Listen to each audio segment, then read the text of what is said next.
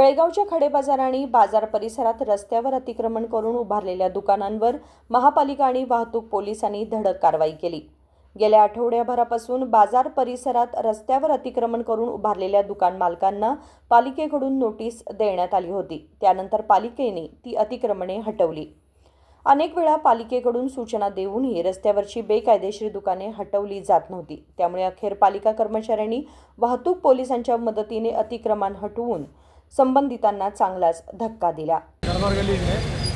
ಇಲ್ಲಿ ವಾಹನಗಳು ನಿಯಮಾನುಸಾರ ಒಂದು ಕಡೆ ನೀಟಾಗಿ ಪಾರ್ಕಿಂಗ್ ಮಾಡಿದ್ರೆ ಜನರಿಗೆ ಅಡ್ಡಾಡಕ್ಕೆ ತೊಂದರೆ ಆಗಲ್ಲ।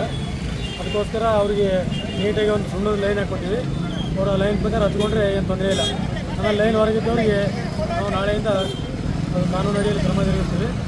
ಆಮೇಲೆ ಇದೇನು ಎನ್ಫೋರ್ಸ್ಮೆಂಟ್ ಮಾಡಿದ್ದಾರೆ ಕಾರ್ಪೊರೇಷನ್ದವ್ರು ತೆಗಿಸ್ತಾ ಇದ್ದಾರೆ, ತೆಗೆದರೆ ಜನರಿಗೆ ಅಡ್ಡಾಡೋಕ್ಕೆ ಅನುಕೂಲ ಆಗ್ತದೆ। ಈ ಉದ್ದೇಶ ಅಷ್ಟೇ, ಜನರಿಗೆ ಅಡ್ಡಾಡೋಕ್ಕೆ ಅನುಕೂಲ ಆಗಬೇಕು। ಯಾವುದಾದ್ರು ಎಮರ್ಜೆನ್ಸಿ ಒಳಗೆ ವಾಹನಗಳು ಫೈರು ಇದು ಆಂಬುಲೆನ್ಸ್ ಬರ್ತಕ್ಕಂಥ ಸಂದರ್ಭದೊಳಗೆ ರಸ್ತೆ ಯಾವತ್ತೂ ಫ್ರೀ ಇರಬೇಕು। ಆ ಉದ್ದೇಶದಿಂದ ಇದನ್ನು ಇಲ್ಲಿ ಜನರ ಒಂದು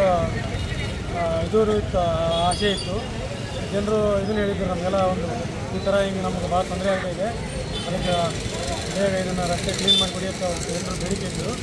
ಆ ಜನರ ಬೇಡಿಕೆಯಂತೆ ನಾವು ಅವ್ರದ್ದು ಸಹಕಾರದೊಂದಿಗೆ ಇದನ್ನು ಈಗ ರಸ್ತೆಯನ್ನು ಲೈನ್ ಡಿಸಿಪ್ಲಿನ್ ಇರ್ತಕ್ಕಂಥ ಕೆಲಸ ಮಾಡ್ತಾಯಿದ್ದೀವಿ। विनोद कोलकार, KMM मराठी, बेळगाव।